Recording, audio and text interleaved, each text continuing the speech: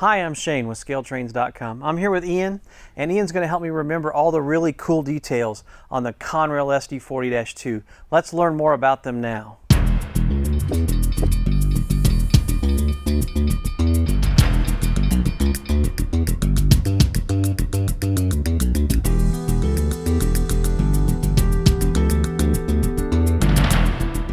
So Ian, let's chat about the Conrail SD40-2. Absolutely. You know, when we unveiled these earlier this year at the Railroad Hobby Show in West Springfield, Mass, we were in the heart of Conrail country, and modelers were really excited because we went to a lot of effort to make sure that these were not only railroad specific but road number specific.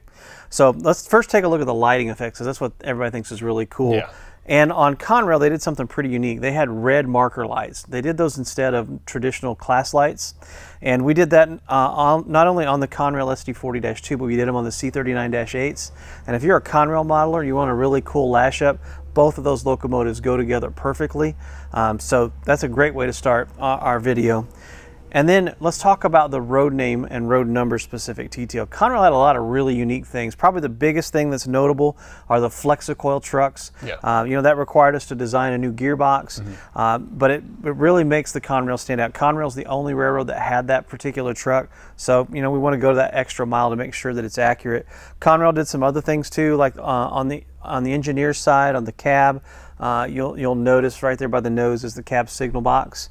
And then some other things that Conrail did, they all have low profile fans, they're a little bit shorter. And then one thing that's really cool on the rear radiator fan, you'll notice, and I'm not sure what to call it, but if you look, the spacing between each of the rods or the wire is much more narrow.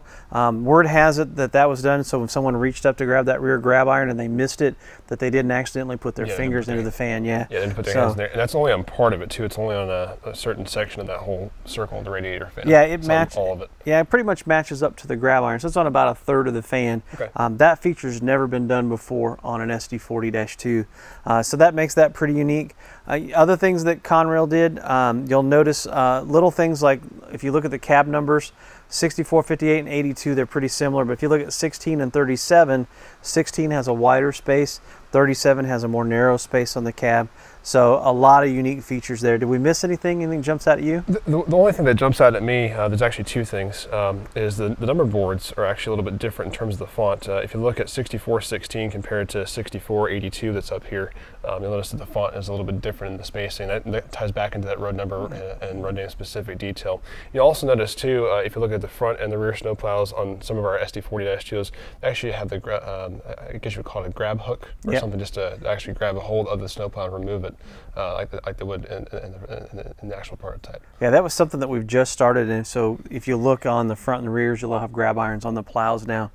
And you know, another thing too, as we talk about SD40-2s, these of course have all the common SD40-2 features throughout the Rivet counter line. Things like the tread plate detail, the see-through steps, full cab interiors, all the plumbing up underneath the frame rail. You know, so these are really what, you know, we've called them the definitive SD40-2.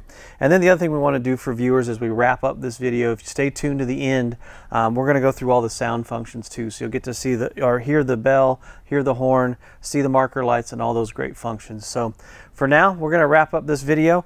Be sure to stay tuned to the end to see even more. And as always, with ScaleTrains.com, you will see and hear the difference.